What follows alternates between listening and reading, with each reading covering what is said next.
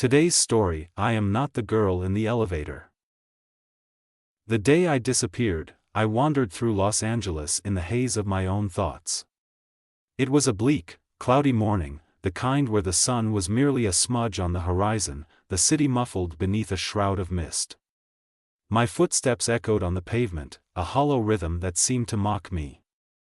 I found solace in the hum of the city, the discordant symphony of car horns, distant voices, and the occasional bark of a stray dog. January 30, 2013, I have arrived in Laland. And there is a monstrosity of a building next to the place I'm staying. When I say monstrosity, mind you, I'm saying as in gaudy. But then again, it was built in 1928, hence the Art Deco theme, so yes, it is classy, but then since it's LA it went on crack.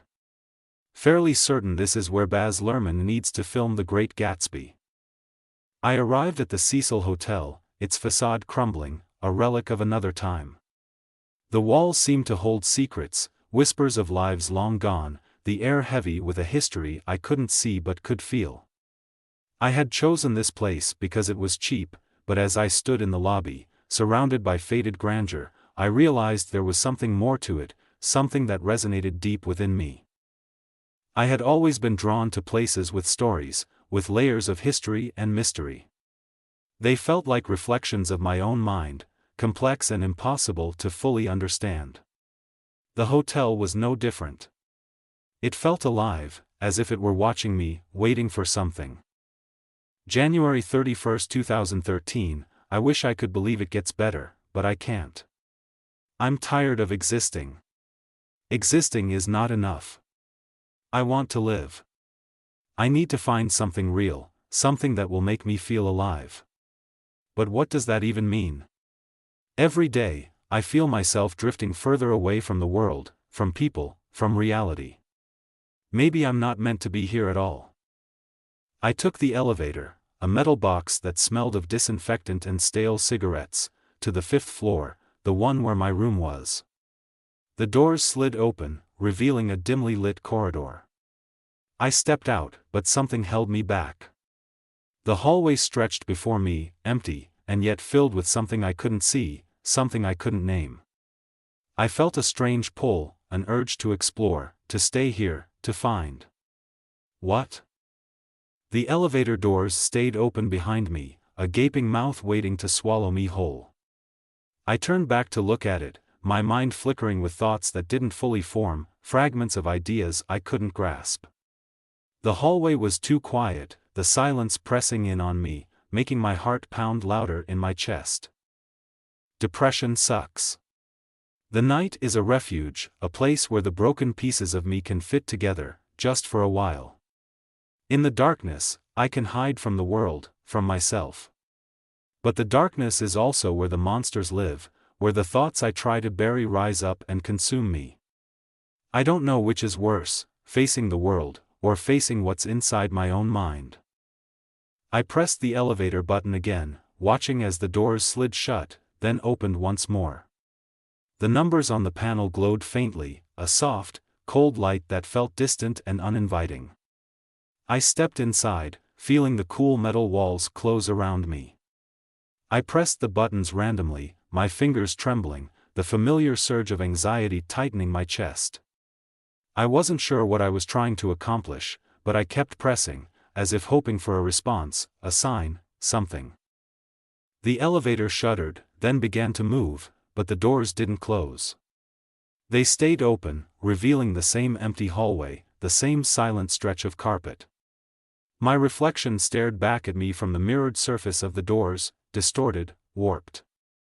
I couldn't recognize myself. I couldn't see the girl I thought I was. I spent about 2 days in bed hating myself. I'm drifting through this city, through life, like a ghost. I can see the world, but I can't touch it, can't connect with it. Everything feels so far away, like I'm watching it all through a screen. Maybe that's what I am, a ghost, a shadow, something that exists between the cracks of reality. Sometimes I think I'm not real at all. I stepped out again, the cold air of the hallway brushing against my skin. I was trembling, a deep, visceral fear coursing through me, something primal and uncontrollable. My thoughts were spinning, a chaotic whirl that I couldn't escape from. I began to pace, the rhythm of my footsteps the only sound in the oppressive silence. The elevator doors remained open, a silent invitation, a portal to where? The buttons on the elevator blinked at me, an erratic pattern that made no sense.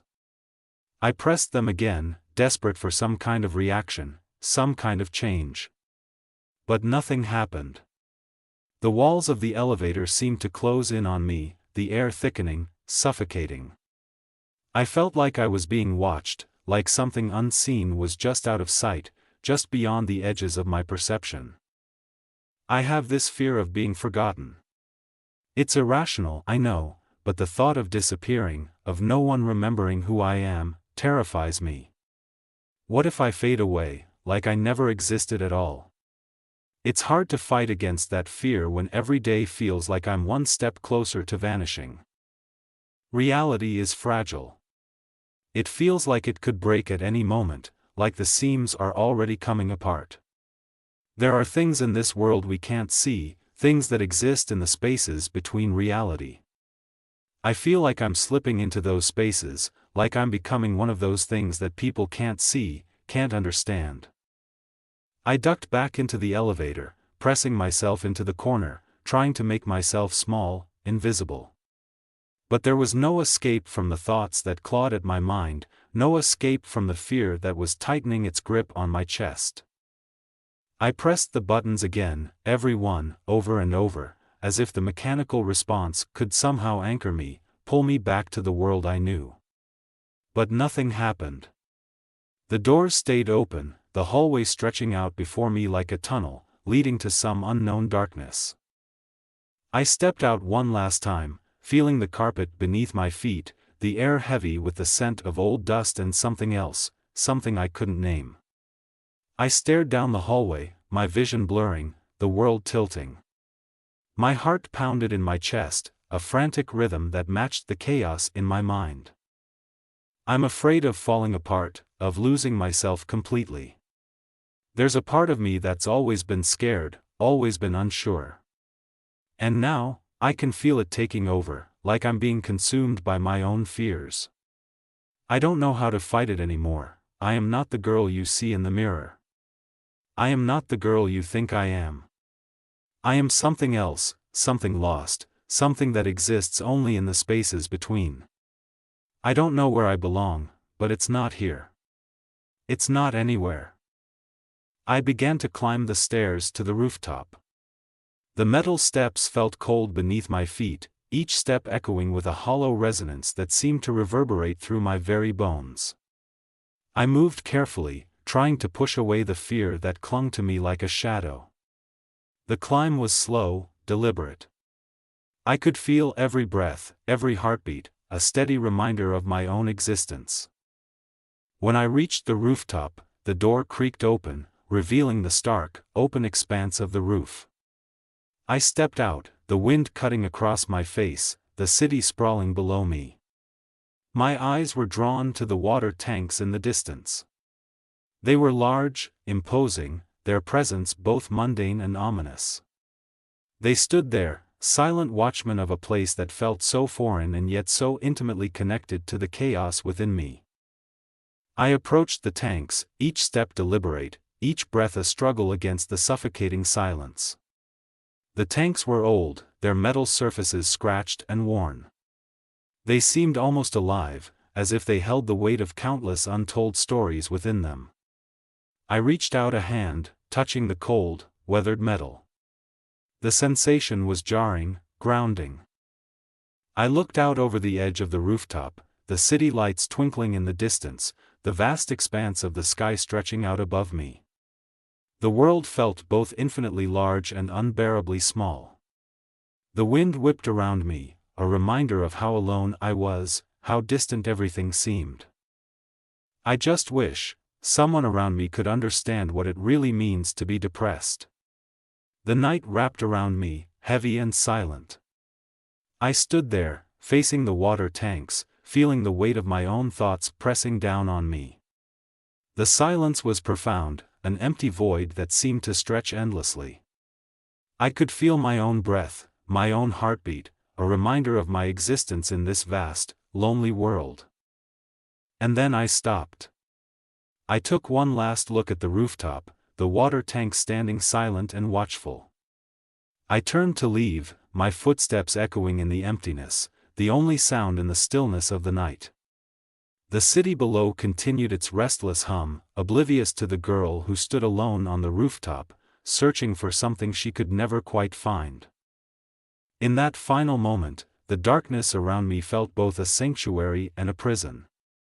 The world below continued to spin, the lights twinkling like distant stars, and I was left standing on the edge, a fleeting shadow in a vast and indifferent world.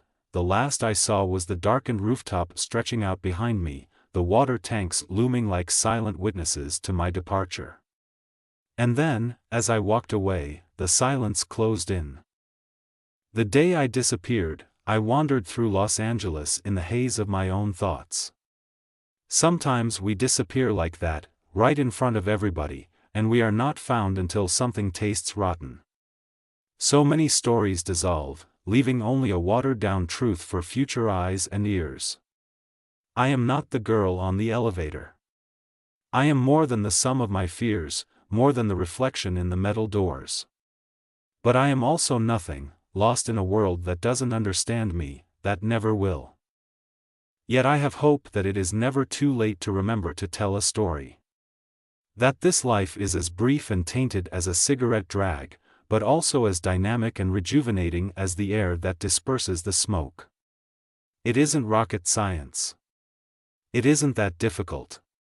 Get out of bed. Eat. See people.